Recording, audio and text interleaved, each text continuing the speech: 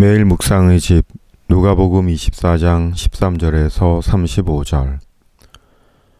부활하신 주님께서 엠마오로 가는 두 사람에게 나타나셨습니다. 그리고 그들은 예수님의 십자가와 부활에 대해 이야기를 나누며 엠마오로 가고 있었습니다. 그런 두 사람에게 부활의 주님이 나타나신 것입니다.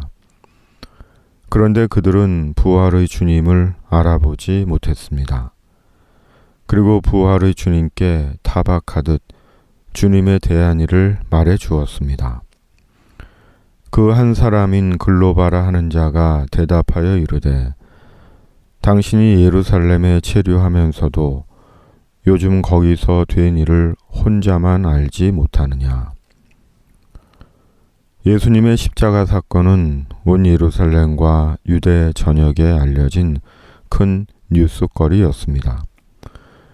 그리고 이미 예수님의 부활도 사람들의 입소문을 타고 있었습니다.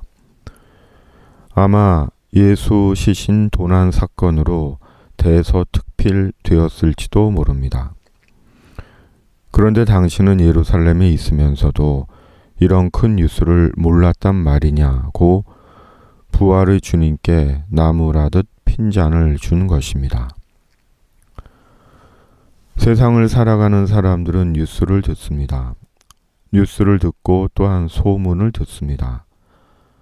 오늘날은 SNS, 온라인 서비스로 인해 옛날에 비해 뉴스와 소문이 전달되고 퍼지는 속도가 거의 빛의 속도에 가깝습니다.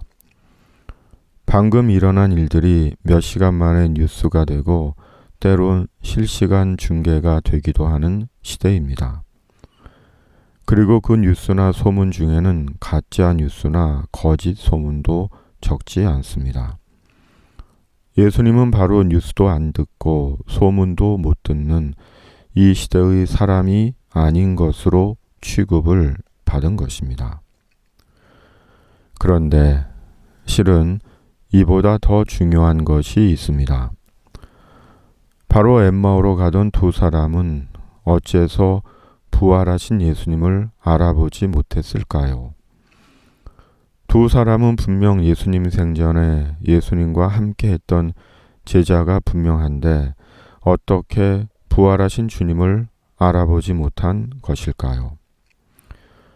그들이 서로 말하되, 길에서 우리에게 말씀하시고 우리에게 성경을 풀어주실 때 우리 속에서 마음이 뜨겁지 아니하더냐 하고 곧 그때로 일어나 예루살렘에 돌아가 보니 11 제자 및 그들과 함께한 자들이 모여 있어 말하기를 주께서 과연 살아나시고 시몬에게 보이셨다 하는지라.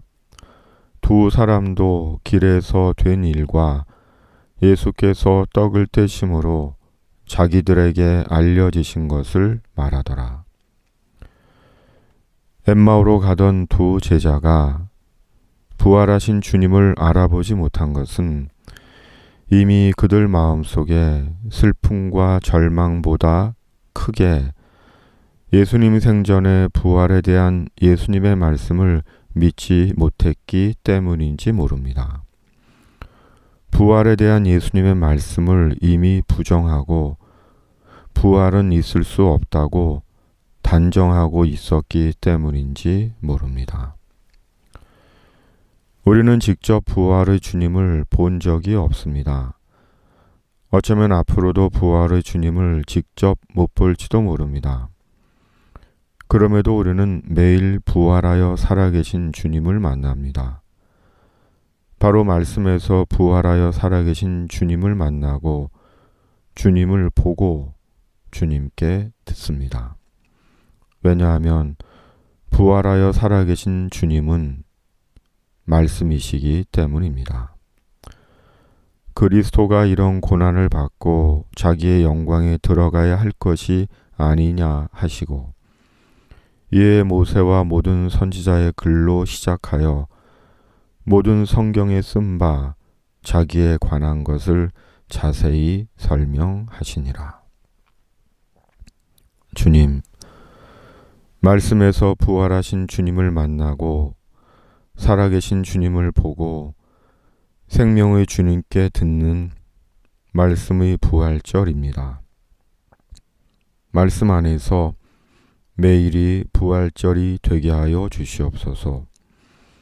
코로나19를 속히 종식시켜 주시고 미얀마를 긍휼히 여기시며 진실이 정의가 되고 승리가 되는 세상이 되게 하여 주시옵소서. 묵상의 집이 말씀의 집이 되게 하시고 말씀으로 주의 성도들을 돕는 묵상의 집이 되게 하시며 찾아가는 교회로서의 묵상의 집이게 하여 주시옵소서. 예수님의 이름으로 기도드립니다. 아멘.